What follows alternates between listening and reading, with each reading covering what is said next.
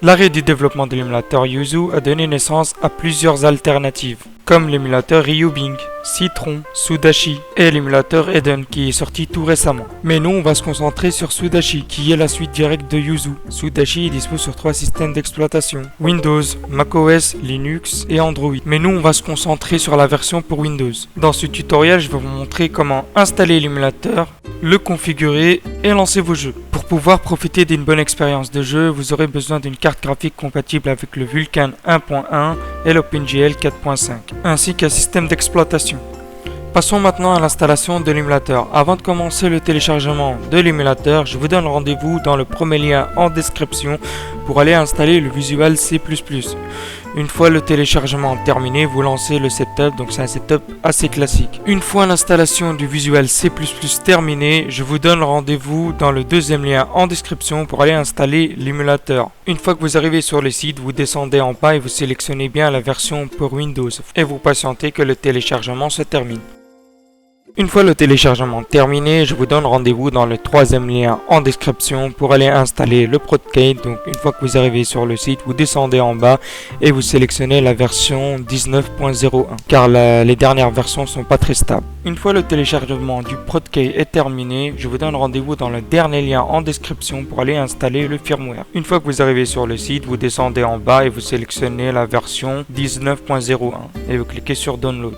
Et vous patientez que le téléchargement se termine. Une fois que vous aurez téléchargé tous les fichiers nécessaires, vous allez vous rendre dans l'emplacement où se trouvent vos fichiers. Donc moi j'ai créé un dossier pour m'organiser plus facilement. Donc là ce que vous allez faire, c'est extraire les 3 dossiers qui sont ici. Donc une fois l'extraction terminée, vous allez voir qu'il y a 3 nouveaux dossiers. Donc le dossier qui va nous intéresser actuellement, c'est Sudachi. On va cliquer dessus et on va lancer l'émulateur. Cliquez sur exécuter. Au premier démarrage, l'émulateur va vous demander où se trouvent les Protcade et le firmware. Donc là, ce que vous allez faire, c'est cliquer sur OK et vous rendre dans la partie Tools. Dans la partie Tools, vous allez aller dans Install Decryption Case, vous cliquez dessus et vous allez chercher le dossier de votre Protcade qu'on vient d'extraire. Donc le voici, il est juste ici. On clique sur ouvrir, on clique encore une fois sur le dossier et là on sélectionne le fichier. Donc là il a été installé avec succès. Donc vous allez refaire la même manip. Allez sur Tools, allez sur Install Firmware et vous allez charger le dossier du firmware que vous venez d'extraire. Donc il est juste ici.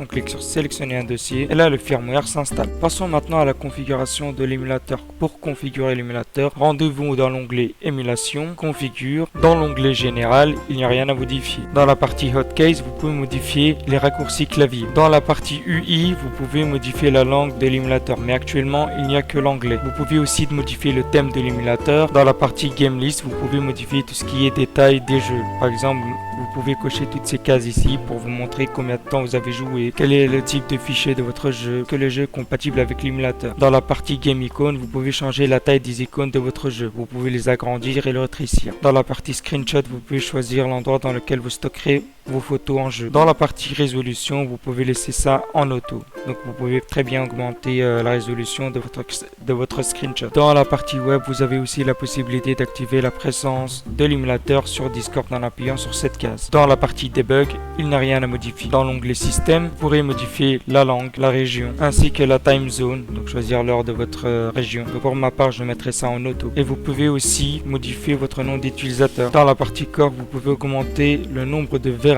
utilisé par l'émulateur, ce qui rendra votre jeu plus beau. Dans la partie network, vous pouvez activer le Wi-Fi. Dans les deux derniers onglets, il n'y a rien à modifier. Dans l'onglet CPU, vous pouvez laisser ça en auto et ne touchez à rien du tout. Dans l'onglet graphique, vous pouvez choisir l'API graphique. Si vous mettez en Vulkan, c'est que vous avez une bonne carte graphique. Si vous le mettez en OpenGL, c'est pour les configs assez modestes. Mais moi, je vais laisser ça en Vulkan. Dans la partie graphique, vous pouvez augmenter la résolution.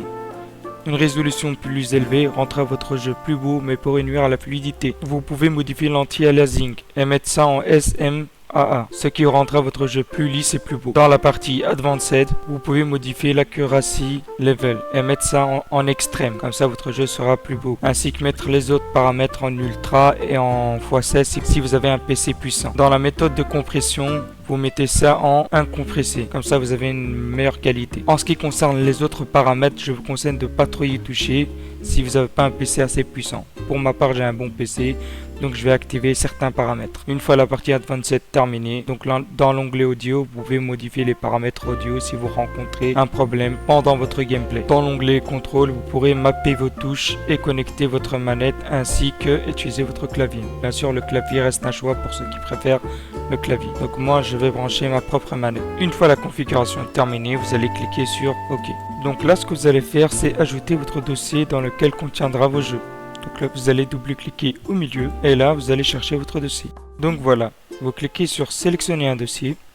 Et là, vous pouvez voir que tous les jeux vont apparaître ici. Donc bien sûr, mes jeux sont en format NSP et en format XI. Donc avant de lancer votre jeu, vous avez ici des options qui vous permettent de modifier un peu les paramètres graphiques de votre jeu. Si vous mettez ça en ultra, vous aurez de meilleures performances. Bien sûr, si votre PC est puissant. Vous avez aussi la possibilité de modifier le mode de jeu, le mode docké ou le mode portable de votre Nintendo Switch. Ça fonctionne comme une Nintendo Switch tout simplement. Et moi, je vous conseille de mettre ça en mode docké, comme ça vous avez de meilleures textures. En ce qui concerne les autres paramètres, on va pas trop y toucher. Vous avez aussi la possibilité de modifier le son, mais nous, on va laisser ça par défaut. Passons maintenant au lancement du menu Home. Donc pour lancer le menu Home de la Nintendo Switch ou de l'émulateur, vous allez vous rendre dans la partie Tools et là vous allez descendre tout en bas et cliquer sur Open Q Launch. Donc là, comme vous pouvez le voir,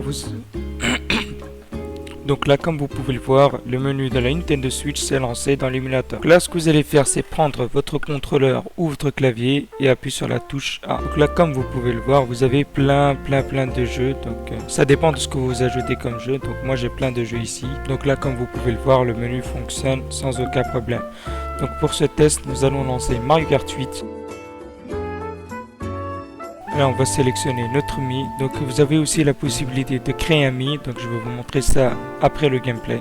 Et donc, comme vous pouvez le voir, le jeu fonctionne sans aucun problème. Le jeu est assez fluide. Donc là, ce qu'on va faire, c'est tout simplement quitter le jeu. Donc, pour quitter le jeu, vous allez vous rendre dans la partie émulation et cliquer sur Stop. Et vous cliquez sur Yes. Vous avez aussi la possibilité d'activer le mode plein écran pour votre jeu. Donc, vous devez vous rendre dans la partie View et activer le full screen. Donc, vous avez un raccourci clavier pour l'activer. Par défaut, ce sera F11, mais vous pouvez bien sûr modifier ça dans la partie configuration. Pour ajouter un Mi, vous devez vous rendre dans la partie Tools et vous rendre dans Open Mi Editor. Et donc là, vous pourrez créer votre Mi.